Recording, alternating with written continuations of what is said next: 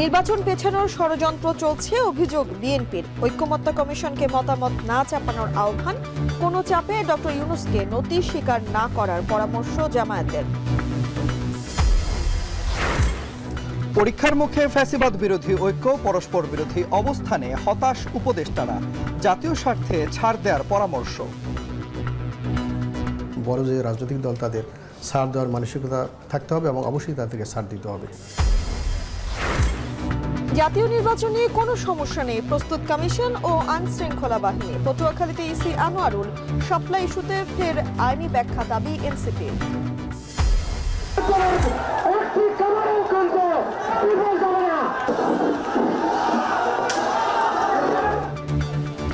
ভোলায় BNP BJP সংঘর্ষ, party office bike ভাঙচুর, আহত 20। সিলেটে বাসদ কার্যালয় থেকে 22 জনকে আটক।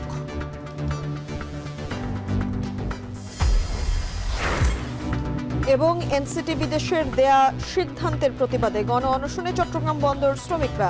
ঢাকা কক্সবাজার রুটে নতুন ট্রেন সহ 8 দাবিতে সিলেটে রেল অবরোধ।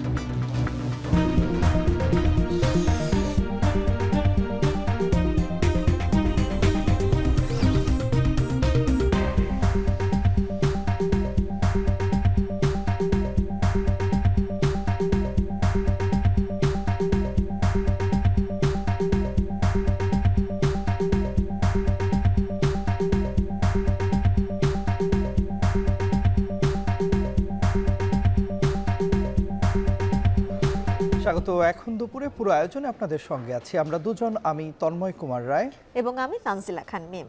জনগণকে বোকা বানিয়ে সংস্কারের চেষ্টা করা হচ্ছে অভিযোগ করে বিএনপি মহাসচিব মির্জা ফখরুল ইসলাম আলমগীর বলেছেন, যেসব বিষয় নিয়ে সই করেছে সেটির দায় নেবে বিএনপি, কিন্তু যেটাতে সই করা হয়নি সেটির দায় নেওয়া হবে না। দুপুরে জাতীয় প্রেস ক্লাবে এক আলোচনা সভায় এসব কথা বলেন বিএনপির মহাসচিব। একটি দল ৭১কে ভুলিয়ে দিয়ে ২৪কে বড় করে দেখাতে চায় বলেও মন্তব্য করেন মির্জা ফখরুল। একই অনুষ্ঠানে স্থায়ী কমিটির সদস্য হাফিজ উদ্দিন আহমেদ অভিযোগ করেন, একটি ধর্মভিত্তিক দল বিশৃঙ্খলা করে দেশে নির্বাচন পেছানোর চেষ্টা চালাচ্ছে। বলেন, পিআর নিয়ে সিদ্ধান্ত নেবে আগামী নির্বাচিত সংসদ। যেই সনদ বারবার আমরা দেখতে পাচ্ছি, সনদের কোনো প্রয়োজন নাই। প্রয়োজন একটি প্রতিনিধিত্বশীল জাতীয় সংসদ, সত্যিকারের জন্য প্রতিনিধি, যারা আগামী দিনে বাংলাদেশের ভাগ্য গড়ে তুলবে, তারা নির্ধারণ করবে আগামী দিনে বাংলাদেশের গতিপথ কি হবে।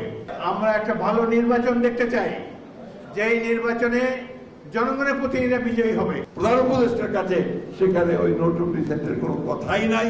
আমাদের এই কথাগুলো বেমানো অনুপচিত করেছে, তারা আবার নতুন করে কিছু বিষয় ওখানে নিয়ে এসছে। এটা অন্যায়, এটা জনগণের সঙ্গে এটা একটা নিঃসন্দেহে প্রতারণামূলক কাজ। একটি রাজনৈতিক দল তারা একটা জোট বানিয়ে আবার সেটা করছে, তারা বিভিন্নভাবে আপনার এই সরকারকে তারা বাধ্য করতে চায় যে তাদের কথাটাই শুনতে হবে। মতামত না চাপিয়ে ঐক্যমত্য কমিশনকে নিজ কাজে ফিরে যাওয়ার আহ্বান জানিয়েছেন বিএনপির স্থায়ী কমিটির সদস্য আমির খসরু মাহমুদ চৌধুরী।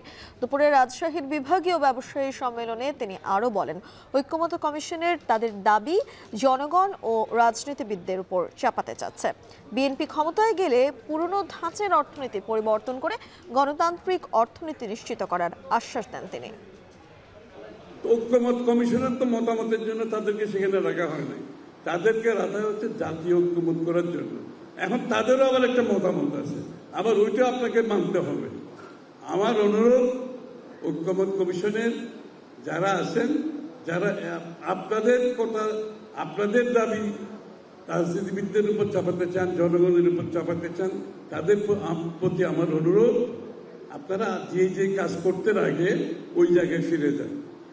বাংলাদেশের মানুষকে তাদের সিদ্ধান্ত নিতে দিতে দেন। নির্বাচনের মাধ্যমে বাংলাদেশে নির্বাচিত সংসদ সরকার হবে, যারা জনগণের কাছে দায়বদ্ধ থাকবে, ব্যবসায়ীদের কাছে দায়বদ্ধ থাকবে, এবং তার মাধ্যমে গণতান্ত্রিক অর্ডার বাংলাদেশকে ফিরিয়ে আনতে হবে। অন্তর্বর্তী সরকার ইচ্ছে করে বিলম্ব না করলে নির্বাচন পেছানোর কোনো সুযোগ নেই বলে মন্তব্য করেছেন বিএনপির সিনিয়র যুগ্ম মহাসচিব রুহুল কবির রিজভী। ভিন্নমত আলোচনা করেই সমাধান সম্ভব বলে তিনি মত দেন। দলের নাম ভাঙিয়ে যারা চাঁদাবাজি করছে তাদের কোনো ছাড় দেওয়া হবে না বলেও হুঁশিয়ারি দেন তিনি। ঐকমত্য কমিশন এবং সরকার সহযোগিতা করবে বলেই আমার কাছে মনে হয় আর কি। আমি মনে করি যতটুকু ভুল হয়েছে, যতটুকু যা হয়েছে, এটা হচ্ছে তাদের মানে কার্যক্রমের হয়তো কোনো ত্রুটি বিচ্যুতি এটা হতে পারে, কিন্তু সামগ্রিকভাবে আমি মনে করি যে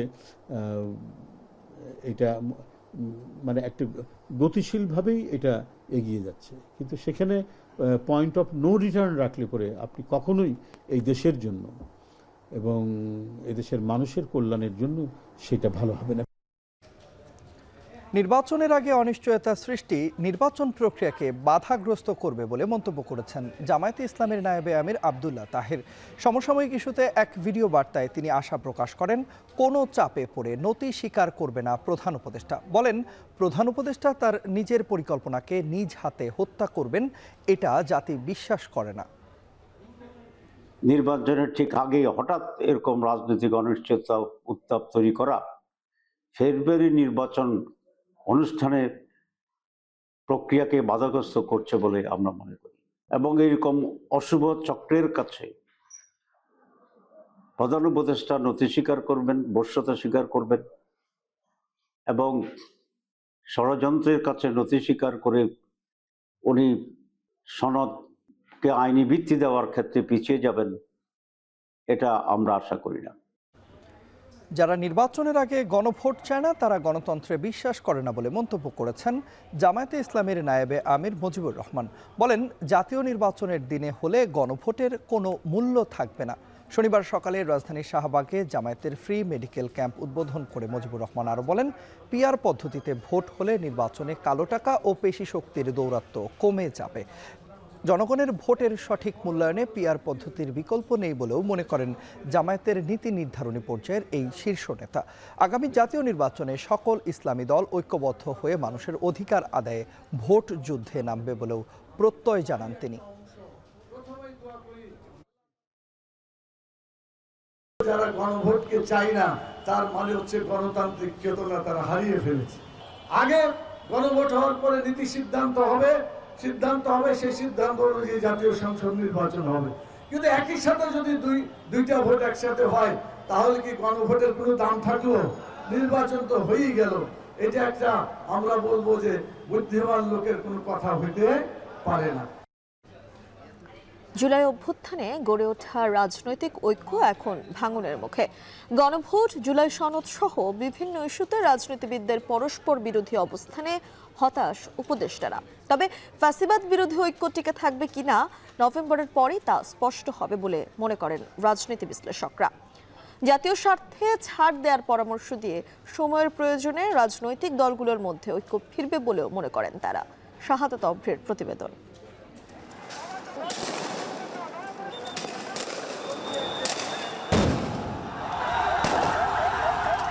জুলাই অভ্যুত্থানে ছাত্র জনতার ঐক্য কাঁপিয়ে দেয় স্বৈরাচারের মসনদ। গোষ্ঠী স্বার্থ ভুলে রাজনৈতিক দলগুলো দাঁড়ায় এক কাতারে। গণ অভ্যুত্থানের পর নতুন দেশ করতে রাজনীতিবিদরা ঐক্যবদ্ধ থাকার অঙ্গীকার করলেও ক্রমেই দূরত্ব বাড়ছে। জুলাই সনদ ও গণভোট সহ বিভিন্ন ইস্যুতে ঐক্য ধরে রাখতে পারছে না দলগুলো। নির্বাচনের দিন গণভোটটা আমরা একমত হয়েছি, জাতির স্বার্থে এর বাইরে আমরা কোনোদিনই একমত হব না। জাতীয় নির্বাচনের পূর্বেই গণভোট অনুষ্ঠিত হবে, এই ব্যাপারে আমরা নিশ্চয়তা চাই এবং এটি আমাদের সুস্পষ্ট দাবি। গণ অভ্যুত্থানের পরে যদি ইতিহাসে লেখা থাকে প্রথম কোন দল বাংলাদেশে অনৈক্যর জন্ম দিয়েছে সেটা হলো বিএনপি। ফের অস্থিতিশীল হয়ে উঠছে রাজনৈতিক অঙ্গন, জানিয়ে কিছুটা হতাশ অন্তর্বর্তী সরকারের উপদেষ্টারাও।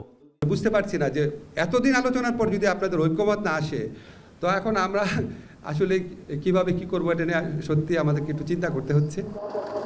এখন স্বাক্ষর করছেন মাননীয় প্রধান উপদেষ্টা এবং জাতীয় ঐক্যমত্য কমিশনের মাননীয় সভাপতি প্রফেসর মোহাম্মদ ইউনূস। সনদের বাস্তবায়ন পদ্ধতি স্পষ্ট না হওয়ায় এনসিপি সহ 5টি রাজনৈতিক দল স্বাক্ষর করেনি।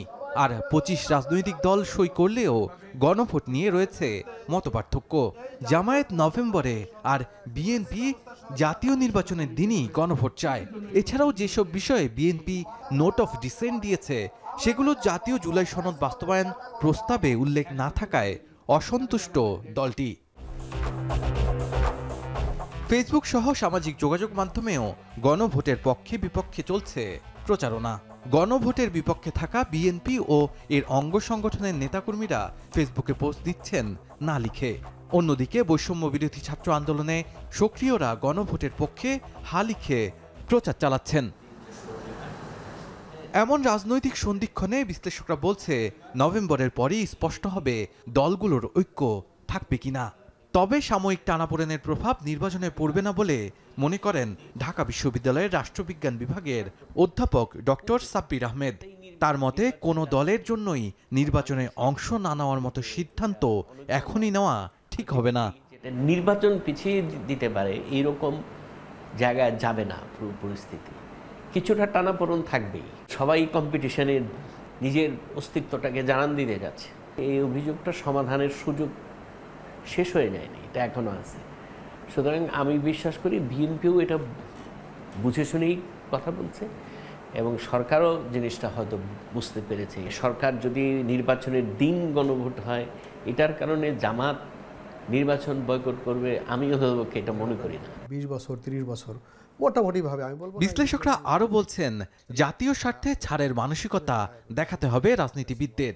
এই সময়ে স্থিতিশীল রাজনীতি ও গণতন্ত্রের অগ্রযাত্রার স্বার্থে দলগুলোর ঐক্য ধরে রাখা জরুরি। এটা বড় একটা অনৈক্য আমার কাছে মনে হয় না, কারণ রাজনৈতিক দল তাদের আদর্শ এবং রাজনৈতিক কৌশল এবং জনগণের কাছে পৌঁছার জন্য বিভিন্ন সময় তারা বিভিন্ন কৌশল অবলম্বন করে। বড় যে রাজনৈতিক দল তাদের ছাড় দেওয়ার মানসিকতা থাকতে হবে এবং অবশ্যই তাদেরকে ছাড় দিতে হবে।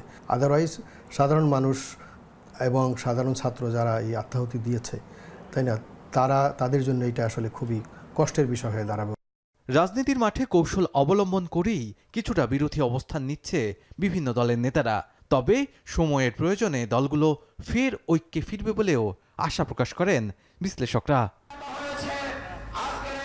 শাহাদাত অফ্র, এখন, ঢাকা। আগামী ফেব্রুয়ারিতে নির্বাচন নিয়ে কোনো সমস্যা নেই। নির্বাচনী পরিস্থিতি সামাল দিতে আইন শৃঙ্খলা বাহিনী প্রস্তুত রয়েছে বলে জানিয়েছেন নির্বাচন কমিশনার আনোয়ারুল ইসলাম সরকার। তিনি বলেন, মাঠ পর্যায়ের কর্মকর্তাদের শক্তি আরও বাড়ানো হচ্ছে।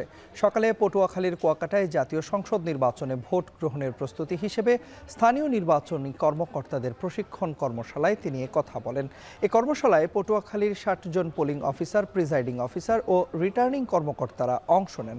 তিনি বলেন, সুষ্ঠু ও শান্তিপূর্ণ পরিবেশে নির্বাচন করতে সরকার সর্বাত্মক প্রস্তুতি নিয়েছে। এছাড়াও আরপিও সংশোধন করা হয়েছে। রিটার্নিং কর্মকর্তারা চাইলে দায়িত্বরত আসনের ভোট গ্রহণ এবং প্রিজাইডিং অফিসার কেন্দ্রের ফলাফল স্থগিত করতে পারবেন বলেও জানান তিনি। যত প্রস্তুতি আছে আমরা সব প্রস্তুতি নিয়ে রেখেছি। আমরা অবাধ, সুষ্ঠু, নিরপেক্ষ নির্বাচন যে কোনো মূল্যে করতে বদ্ধপরিকর। রিটার্নিং অফিসার যদি মনে করে কোনো একটা আসনের সবকটি সেন্টার বাতিল করে দিবে, সে যদি যৌক্তিক মনে করে, সেই ক্ষমতাটাও আইনি এবার অন্তর্ভুক্ত করা হয়েছে। তার অর্থই না যেন তেনভাবে আমি সেন্টার বাতিল করে দিব, যেন তেনভাবে একটা নির্বাচনী আসনের নির্বাচন বাতিল করে দিব। এনসিপিকে শাপলা প্রতীক না দিলে তার আইনি ব্যাখ্যা দিতে ইসিকে ফের আহ্বান জানিয়েছেন দলটির দক্ষিণাঞ্চলের মুখ্য সংগঠক হাসনাত আবদুল্লাহ। সকালে বরগুনার এনসিপি জেলা সমন্বয় সভায় তিনি কথা বলেন। রাজনৈতিক দলের বিভক্তিতে নির্বাচন কমিশন কিভাবে নিরপেক্ষ থাকবে তা নিয়েও সন্দেহ জানান হাসনাত আবদুল্লাহ। আমরা শুরু থেকেই বলেছি যে নির্বাচন কমিশন আসলে নীতিমালা নেই। তাহলে তারা কোন নীতিমালার আন্ডারে শাপলা কলি এখন অন্তর্ভুক্ত করেছে, এটা কি স্পষ্ট করেছে তারা? বা কোন নীতিমালার কারণে তারা শাপলাকে অন্তর্ভুক্ত করবে না, এটা কি তারা বলেছে? বলে নাই। কোন নীতিমালার কারণে তারা অন্যান্য রাজনৈতিক দলগুলোকে বরাদ্দকৃত মার্কাগুলো দিয়েছে, সেটা কি তারা স্পষ্ট করেছে? সেটাও করে নাই। তার মানে এই নির্বাচন কমিশনের এই যে মার্কা সংযুক্তিকরণ বা নাকরণ যে বিষয়টি, এই বিষয়টি গোড়ামি বা এই বিষয়টি নিয়ে একটি স্বেচ্ছাচারী যে বিষয়, যেটাই বলেন না কেন আপনারা, যেই ভাষায় বলেন না কেন, মধ্যযুগীয়ভাবে এই বিষয়গুলোকে ডিল করছে আসলে নির্বাচন কমিশন। ভোলায় সমাবেশকে কেন্দ্র করে বিএনপি ও বিজেপির নেতাকর্মীদের মধ্যে ব্যাপক সংঘর্ষের ঘটনা ঘটেছে। উভয় পক্ষের অন্তত অর্ধশত নেতাকর্মী আহত হয়েছেন। ভাঙচুর করা হয় বিজেপির কার্যালয় সহ মোটরসাইকেল। প্রত্যক্ষদর্শীরা জানায় বেলা 11টার দিকে জাতীয় সংসদ নির্বাচন সামনে রেখে সমাবেশের আয়োজন করে বাংলাদেশ জাতীয় পার্টি বিজেপি। এক পর্যায়ে মিছিল শেষে দলীয় কার্যালয়ের সামনে সমাবেশ করে তারা। অন্যদিকে দলীয় কার্যালয়ে সমাবেশ শেষে মিছিল বের করে বিএনপি। এক পর্যায়ে উভয় পক্ষ মুখোমুখি হলে ধাওয়া পাল্টা ধাওয়া ও সংঘর্ষ শুরু হয়। এতে গণমাধ্যম কর্মী সহ উভয় পক্ষের অন্তত অর্ধশত আহত হন। ভাঙচুর করা হয় বিজেপির কার্যালয়। ভাঙচুর মোটরসাইকেল ও গাড়ি সহ অফিসের জিনিসপত্র করা হয়। খবর পেয়ে পুলিশ ঘটনাস্থলে পৌঁছে পরিস্থিতি নিয়ন্ত্রণে আনে। তবে এখনও থমথমে পরিস্থিতি বিরাজ করছে।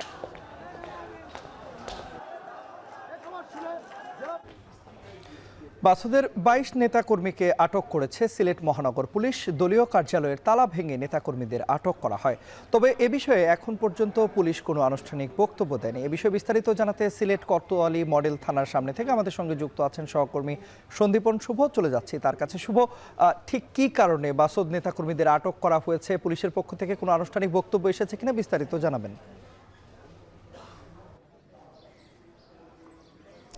তন্ময়, দেখুন, গত 1 মাস যাবৎ সিলেটে কিন্তু এই যে অটোরিকশা, ব্যাটারি চালিত অটোরিকশা আন্দোলন চলছে এবং তারই জের ধরে কিন্তু আজকে এই আটকের বিষয়টি আমরা জানতে পেরেছি।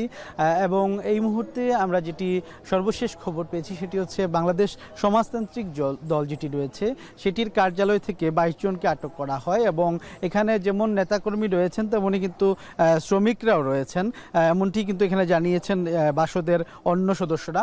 এবং তারা কিন্তু এই মুহূর্তে অবস্থানও নিয়েছেন সেই থানা প্রাঙ্গণে এবং তারা যেটি বলছেন যে আসলে এই ধরনের গ্রেফতার এটি গণগ্রেফতার এবং এটি আসলে আইনসিদ্ধ নয় বলে তারা দাবি করছেন। তবে গতকাল আমরা পুলিশ কমিশনারের কাছ থেকে যে তথ্য পেয়েছিলাম সেটি হচ্ছে যে যদি যারাই এই ব্যাটারি চালিত রিকশার পক্ষে অবস্থান নেবেন বা কোনো বিশৃঙ্খলা যদি চেষ্টা করা হয় সেক্ষেত্রে কিন্তু আইনি পদক্ষেপ নেওয়া হবে এবং তেমনটি কিন্তু আজকে আমরা দেখেছি। এবং গত রাতে কিন্তু রাত 1টার দিকে সিপিবি নেতা আনোয়ার হোসেন সুমনকেও একইভাবে আটক করা হয় তার বাসা থেকে এবং আজকে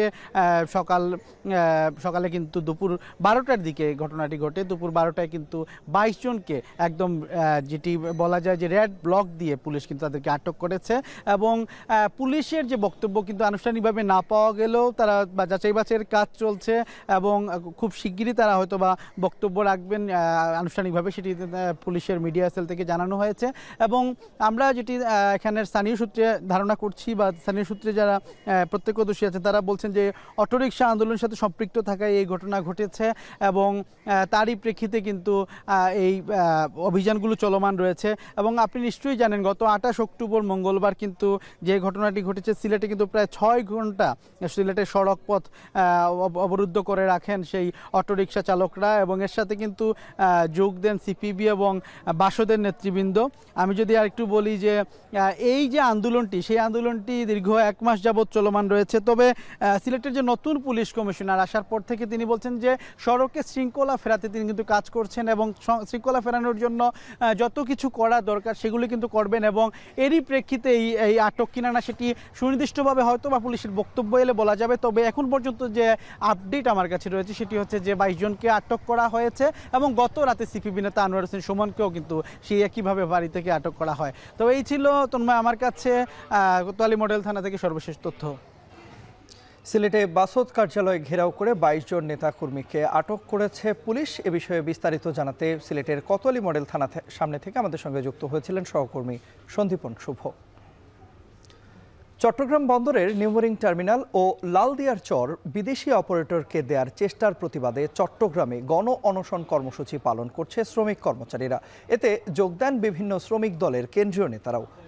বক্তারা বলেছেন সরকারের দায়িত্ব জনগণের সম্পদ রক্ষা করা, বিদেশিদের হাতে দেওয়া নয়। এছাড়া গত 1 মাস ধরে বন্দরের ফি বাড়ানোর প্রতিবাদ সহ নানা কর্মসূচি পালন করছে ব্যবসায়ীদের বিভিন্ন সংগঠন। বিস্তারিত জানাচ্ছেন হোসাইন জিয়াদ। চট্টগ্রাম বন্দরের মাশুল বৃদ্ধি আর এনসিটি সহ বিভিন্ন স্থাপনা বিদেশি অপারেটরের হাতে দেওয়ার প্রতিবাদে কয়েক মাস ধরে কর্মসূচি চলছে চট্টগ্রামে। দেশের আমদানি রপ্তানি বাণিজ্যের 92% নিয়ন্ত্রণকারী এ বন্দরকে বলা হয় দেশের হৃৎপিণ্ড। বন্দরের নিজস্ব মুনাফা বছরে ১৫০০ কোটি টাকা। এমন স্থাপনা বিদেশিদের হাতে তুলে দেওয়ার প্রতিবাদে মাঠে নেমেছে ব্যবসায়ী সংগঠন, উদ্যোক্তা, পরিবহন শ্রমিক সহ বিভিন্ন সংগঠন। গত কয়েক মাস ধরে চলছে মিছিল, সভা সমাবেশ সহ নানা কর্মসূচি। এরই ধারাবাহিকতায় শনিবার সকালে চট্টগ্রাম প্রেস ক্লাবের সামনে শুরু হওয়া গণ অনশনে যোগ দেন চট্টগ্রাম বন্দর সহ সরকারি বেসরকারি সংস্থার শ্রমিকরা।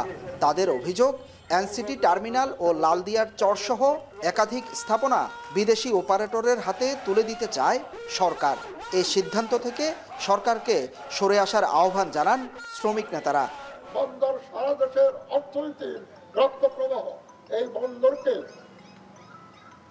জান দেব, মান দেব না, বন্দর আমরা রক্ষা করবই করব।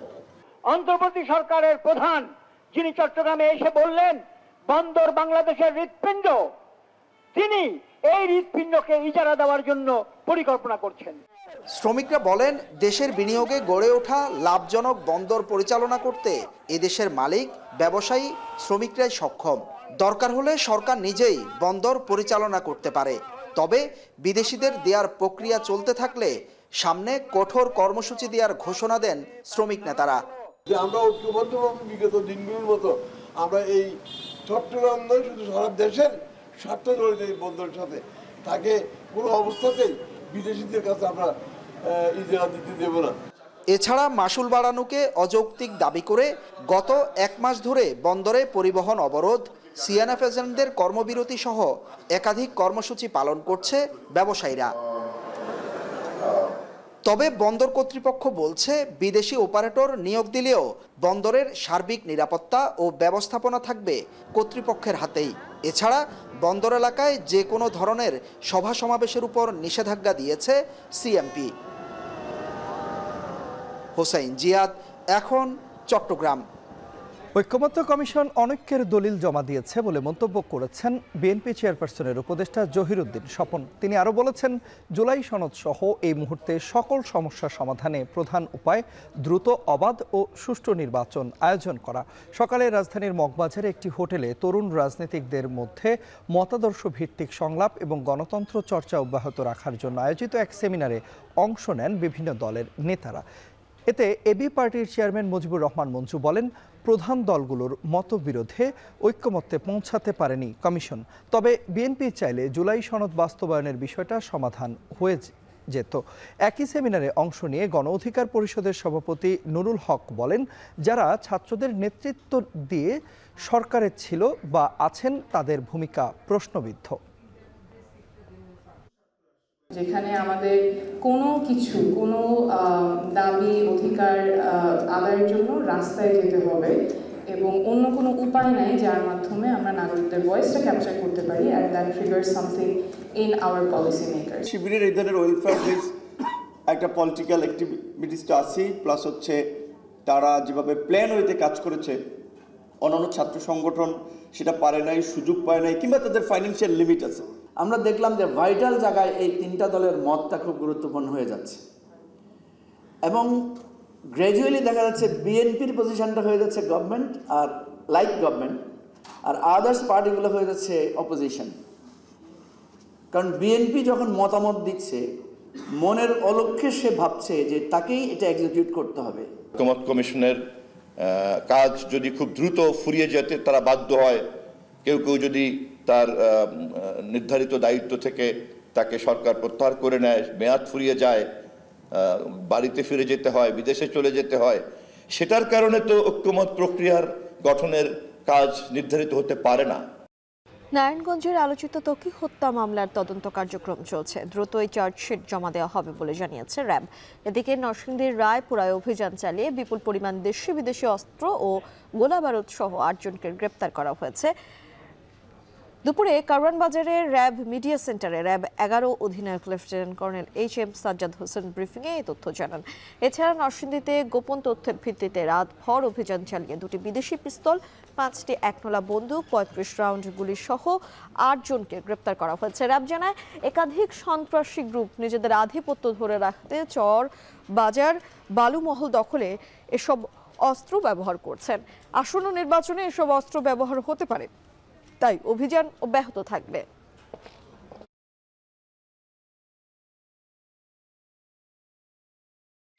গতকাল আমরা একটা সুনির্দিষ্ট তথ্যের ভিত্তিতে আমরা এই রায়পুরার সায়েদাবাদ এলাকায় আমরা অভিযান পরিচালনা করি গতকাল রাতে, এবং সেখান থেকে আমরা 11টি অস্ত্র, যার মধ্যে 2টা বিদেশি পিস্তল, একটি লোকাল পিস্তল এবং কিছু শর্ট গান এবং কিছু পাইপ গান আমরা উদ্ধার করি, এবং যেখান থেকে প্রায় 32 রাউন্ড শর্ট গানের গুলি উদ্ধার করা হয়। একটা মামলা যখন তদন্ত থাকে, এটা অবশ্যই তদন্ত শেষে আপনাদেরকে বিস্তারিতভাবে জানানো হবে।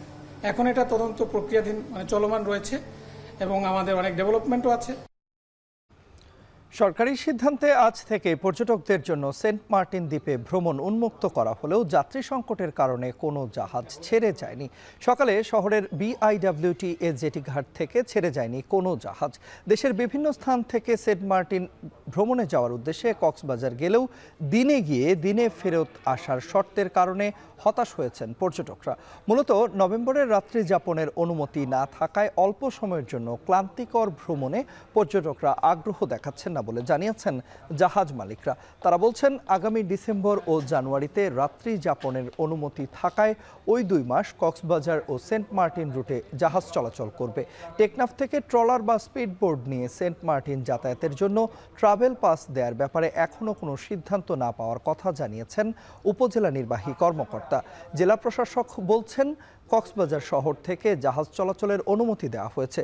যাত্রী পেলেই জাহাজ মালিকরা জাহাজ চালাতে পারবেন। জাহাজ যারা চালাবে তারা BIWটার অনুমতি নিয়েছে, আমাদের কাছে আবেদন করেছে, আমরা তাৎক্ষণিকভাবে অনুমতি দিয়েছি। তারা যাত্রীর জন্য অপেক্ষা করতেছে, যাত্রী পেলে তারা চালানো শুরু করবে। আমরা তাদের সাথে সার্বক্ষণিক যোগাযোগ রাখতেছি যেন তারা দ্রুত জাহাজ চালানো শুরু করে। মালয়েশিয়ার রাজধানী কুয়ালালামপুরের পেট্রোনাস টাওয়ার 3তে লাগা ভয়াবহ আগুন পুরোপুরি নেভাতে সক্ষম হয়েছে দমকল কর্মীরা। স্থানীয় সময় শনিবার সকালের এই অগ্নিকাণ্ডের ঘটনায় কোনো হতাহতের খবর পাওয়া যায়নি। দমকল বাহিনী জানিয়েছে, ভবনটির 57 তলায় অবস্থিত একটি রেস্তোরাঁয় সকাল 7টার কিছু আগে আগুন লাগে। এরপর সামাজিক মাধ্যমে আগুন ও ধোঁয়ার ভিডিও ছড়িয়ে পড়লে আতঙ্ক বিরাজ করে। ঘটনাস্থলে পৌঁছে 10 মিনিটেরও কম সময়ের মধ্যে আগুন নেভাতে সক্ষম হয়েছেন দমকল কর্মীরা। ভবনের ভেতরেই ফায়ার হোস এবং ওয়েট রাইজারের মতো পর্যাপ্ত অগ্নি নির্বাপন ব্যবস্থা থাকায় আগুন নিয়ন্ত্রণে আনা সহজ হয়েছে। আগুন লাগার কারণ জানতে শুরু হয়েছে তদন্ত। 60 তলা এই ভবনটি আইকনিক পেট্রোনাস টুইন টাওয়ারের পাশে অবস্থিত। ভবনটিতে বিভিন্ন প্রতিষ্ঠানের অফিস, খাবার ও পানীয়ের দোকান রয়েছে।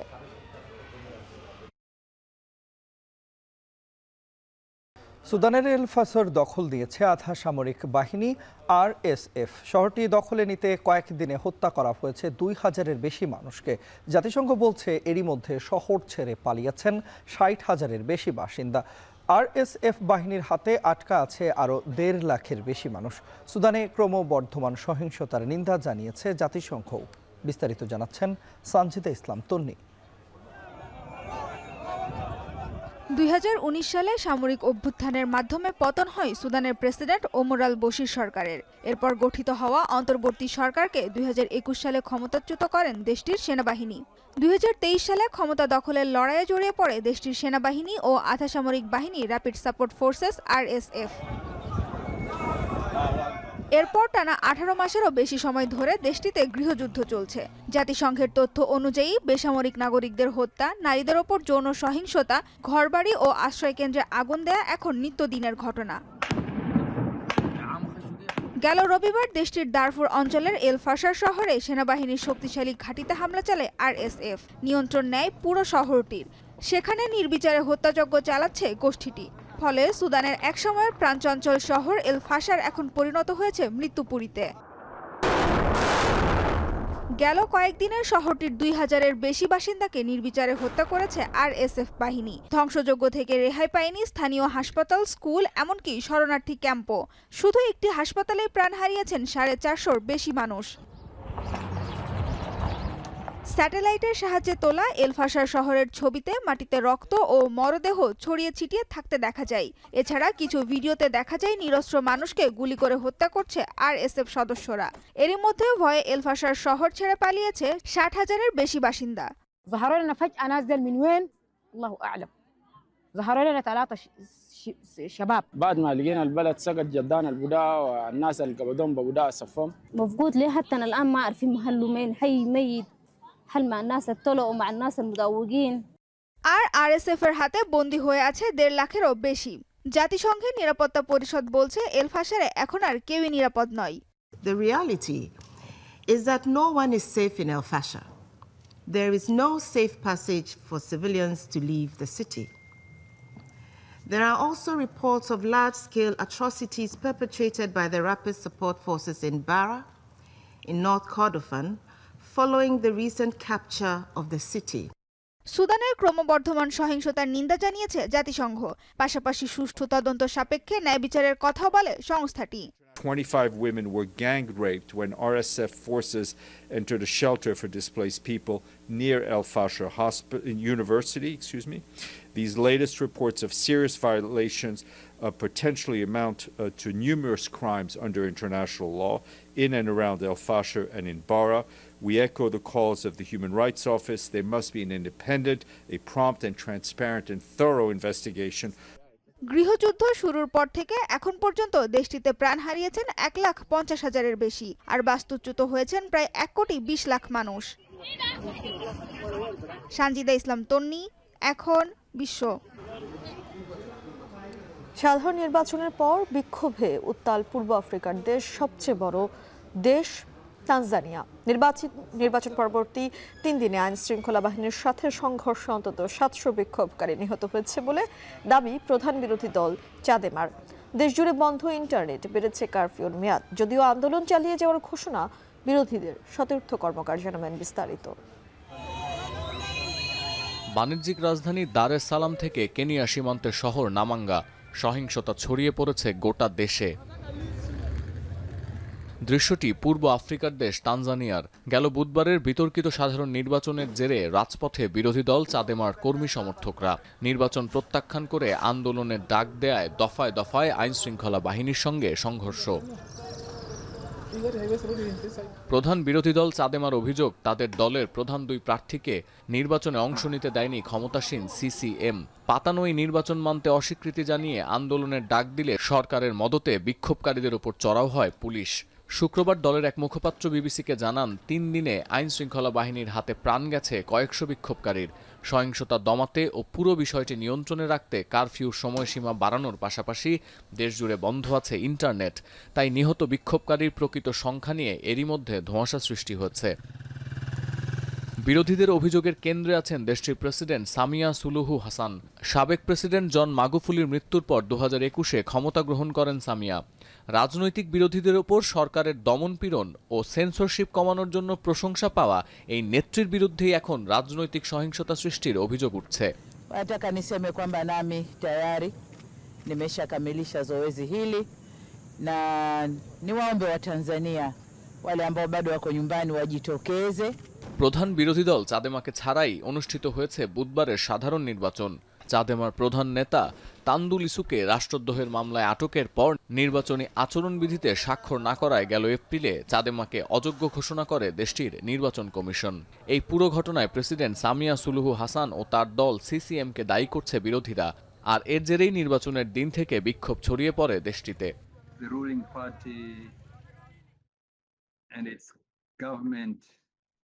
Have described as an election, but a majority of Tanzanians do not see it as such.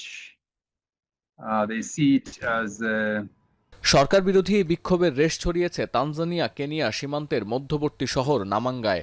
অভ্যন্তরীণ এই সহিংসতা সীমান্তে নতুন কোনো সংঘাত সৃষ্টি করে কিনা এ নিয়ে উদ্বেগ জানিয়েছেন স্বরাষ্ট্র মন্ত্রণালয়ের প্রধান সচিব। বিক্ষোভকারীদের রাজপথ ছেড়ে দেওয়ার সতর্কবার্তা দিয়েছেন দেশটির সেনাপ্রধান। যদিও শুক্রবার সেনাপ্রধানের হুঁশিয়ারি আমলেই নেননি বিক্ষোভকারীরা। বিপরীতে এই আন্দোলনকে বিচ্ছিন্ন ঘটনা হিসেবে দেখছে তানজানিয়ার পররাষ্ট্র দপ্তর। সতীর্থ কর্মকার, এখন বিশ্ব। ওমরা ভিসায় সৌদি আরবে 3 মাস থাকার অনুমতি পেলেও এখন থেকে ইস্যুর তারিখের 30 দিনের মধ্যে ওমরা না করলে বাতিল হবে ভিসা। অন্যান্য বছরের তুলনায় এবারের শীত মৌসুমে বিদেশি ওমরা পালনকারীর সংখ্যা বাড়াতে এই সপ্তাহ থেকে নতুন এই নীতি শুরু করছে সৌদির হজ ও ওমরা মন্ত্রণালয়। বিস্তারিত জানাচ্ছেন তৌহিদুর রহমান। পবিত্র হজ ও উমরা পালনে প্রতিবছর সৌদি আরবে যান বিশ্বের নানা প্রান্তের লাখ লাখ মুসল্লি, যার কারণে দেশটির অর্থনীতির অন্যতম বড় খাত হজ ও উমরা। বিভিন্ন দেশ থেকে যাওয়া মুসল্লিদের কাছ থেকে পাওয়া রাজস্ব ছাড়াও হোটেল, রিসোর্ট, পরিবহন এবং খাবারের মতো পরিষেবা থেকেও আয় হয় দেশটির। এই খাত থেকে অর্থনীতির পাল্লা আরও ভারী করতে নিচ্ছে নতুন নতুন পদক্ষেপ। গরমকাল শেষ হয়ে আবহাওয়া কিছুটা ঠান্ডা হতে থাকায় উমরা যাত্রীর সংখ্যা আরও বাড়ানোর পথে হাঁটছে সৌদি আরব। এরই অংশ হিসেবে উমরা ভিসার মেয়াদ 3 মাস থেকে কমিয়ে 1 মাস করেছে সৌদি হজ ও উমরা মন্ত্রণালয়। নতুন এই নিয়ম অনুযায়ী ইস্যুর 30 দিনের মধ্যে সৌদি আরবে না পৌঁছালে বাতিল করা হবে উমরা ভিসা। এমনকি এই 30 দিনের মধ্যেই করতে হবে উমরা। এরপর ভিসায় উল্লেখ করা 3 মাস সময় সৌদি আরবে থাকার ক্ষেত্রে কোনো প্রভাব পড়বে না। তবে মাথায় রাখতে হবে 3 মাস থাকতে পারলেও উমরা পালনের সুযোগ থাকছে শুধু প্রথম মাসেই। এই মৌসুমে তাপমাত্রা কম থাকায় উমরা যাত্রীর সংখ্যা বাড়ার কারণে এই ব্যবস্থা নিয়েছে কর্তৃপক্ষ। কাবায় অতিরিক্ত ভিড় ছাড়াই যাতে এই শীতে বেশি মানুষ উমরা পালন করতে পারেন, তার জন্যই এই উদ্যোগ বলে জানিয়েছেন সৌদি উমরা ও ভ্রমণ কমিটির উপদেষ্টা। নতুন উমরা মৌসুম শুরু হয় গত জুনের শুরুতে। ওই সময় থেকে এখন পর্যন্ত 40 লাখ বিদেশিকে উমরা ভিসা দিয়েছে সৌদি আরব, যা 5 মাসেরও কম সময়ের মধ্যে সর্বোচ্চ ভিসা দেওয়ার রেকর্ড। তৌহিদুর রহমান, এখন বিশ্ব। নভেম্বরে ফিফা উইন্ডোতে 2টি ম্যাচ খেলবে বাংলাদেশ জাতীয় ফুটবল দল। আসন্ন ম্যাচ দুটিকে সামনে রেখে অনুশীলন শুরু করেছেন ফুটবলাররা। তবে প্রথম দিন ছিলেন না হেড কোচ, তার বিষয়ে ঠিকঠাক জানেনও না ফুটবলাররা। তবে ভারতকে হারানোর বিষয়ে দৃঢ় প্রতিজ্ঞ দল। বিস্তারিত জানাচ্ছেন আসাদুজ্জামান লিটন। স্বপ্ন ছিল এশিয়ান কাপের মূল পর্বে খেলার, দ্বারপ্রান্তে পৌঁছেও গিয়েছিল বাংলাদেশ। তবে দলের ব্যর্থতায় সেই সুযোগ আর নেই। বাছাইয়ের দৌড় থেকে ছিটকে গেলেও এখনও 2টি ম্যাচ বাকি বাংলাদেশের, যার মাঝে নভেম্বরে ভারতের বিপক্ষে ঘরের মাঠে খেলবেন হামজা জামালরা। ভারতের আগে নেপালের বিপক্ষে খেলবে বাংলাদেশ। আসন্ন 2 ম্যাচের জন্য শুক্রবার অনুশীলন শুরু করেছেন ফুটবলাররা। 14 ফুটবলার নিয়ে শুরু হওয়ার প্রস্তুতি ক্যাম্পে ছিলেন না হেড কোচ হাভিয়ার ক্যাবরেরা। অবশ্য তিনি কোথায় আছেন, কবে দলের সঙ্গে যোগ দেবেন সেটাই জানেন না ফুটবলাররা। কোচের ব্যাপার যেটা আমি আসলে জানি না, কোচ কবে আসবে। আমরা সবাই একসাথে ভালো প্রিপেয়ার হব ইনশাআল্লাহ। আমরা যদি শেষ 2টা ম্যাচ জিতিও আমাদের কষ্ট লাঘব হতে পারে, কিন্তু আমরা আমাদের আলটিমেট গোলটাতে তো যেতে পারবো না, আলটিমেট গোলটা অ্যাচিভ করতে পারবো না। ফুটবলাররা না জানলেও দলের সহকারী কোচ জানালেন কোচের খোঁজ। বেশ আগেভাগে ক্যাম্প শুরুর কারণও জানিয়েছেন তিনি। কোচ হয়তো চলে আসবেন, আপনারা জানেন যে উনি 3 বা 4 তারিখে চলে আসবেন। ওনার পারিবারিক, আপনারা জানেন যে উনি বাবা হয়েছেন রিসেন্টলি। আমাদের প্ল্যান করা আছে যে ইন্ডিয়ার সাথে আমাদের প্ল্যানটা কি হবে, প্রায় অনেক আগে থেকে রেডি।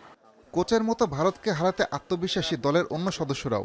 জয় বা ভালো ফলাফল পেতে নিজেদের ঘাটতি নিয়েও কাজ করছেন ফুটবলাররা। আমাদের মন আসলে অনেক খারাপ ছিল, যদিও বাকি ম্যাচগুলো হারছি বা রেজাল্ট খারাপ হয়েছে, ম্যাচ মন খারাপ ছিল, বাট ইন্ডিয়ার এগেনস্টে আসলে আমরা এখন আমাদের যে কন্ডিশন টিমের, আমরা আসলে এটা ডিজার্ভ করি। এশিয়ান কাপ বাছাইয়ের 3য় রাউন্ডে সি গ্রুপে কাগজে কলমে সবচেয়ে শক্তিশালী দল ভারত। তবে তাদের সঙ্গেই তুলনামূলক ভালো খেলেছে বাংলাদেশ। আর তাই বাছাই থেকে ছিটকে গেলেও ঘরের মাঠে ভারতকে হারাতে বদ্ধপরিকর মোরসালিনরা। আসাদুজ্জামান লিটন, এখন, ঢাকা। শেষ করব এখন দুপুর। তবে তার আগে শিরোনামগুলো জানিয়ে দিচ্ছি আরও একবার। নির্বাচন পেছানোর ষড়যন্ত্র চলছে, অভিযোগ বিএনপির। ঐক্যমত্য কমিশনকে মতামত না চাপানোর আহ্বান। কোনো চাপে ডক্টর ইউনূসকে নতি স্বীকার না করার পরামর্শ জামায়াতের। পরীক্ষার মুখে ফ্যাসিবাদ বিরোধী ঐক্য, পরস্পর বিরোধী অবস্থানে হতাশ উপদেষ্টারা। জাতীয় স্বার্থে ছাড় দেওয়ার পরামর্শ। বড় যে রাজনৈতিক দল, তাদের ছাড় দেওয়ার মানসিকতা থাকতে হবে এবং অবশ্যই তাদেরকে ছাড় দিতে হবে। জাতীয় নির্বাচন নিয়ে কোনো সমস্যা নেই, প্রস্তুত কমিশন ও আইন শৃঙ্খলা বাহিনী। পটুয়াখালীতে ইসি আনোয়ারুল। শাপলা ইস্যুতে ফের আইনি ব্যাখ্যার দাবি এনসিপি।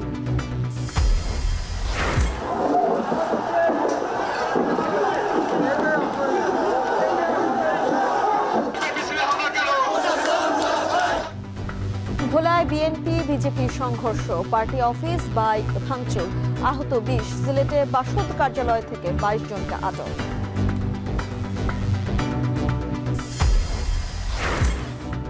এনসিটি বিদেশিদের সিদ্ধান্তের প্রতিবাদে গণ অনশনে চট্টগ্রাম বন্দর শ্রমিকরা। ঢাকা কক্সবাজার রুটে নতুন ট্রেন সহ ৮ দাবিতে সিলেটে রেল অবরোধ। এই ছিল এখন দুপুরে। এখন টেলিভিশন ওয়েবসাইটে দেখতে ভিজিট করুন এখন.tv। ফেসবুকে দেখুন facebook.com/tv.এখন আর ইউটিউবে দেখুন youtube.com/c/echontv।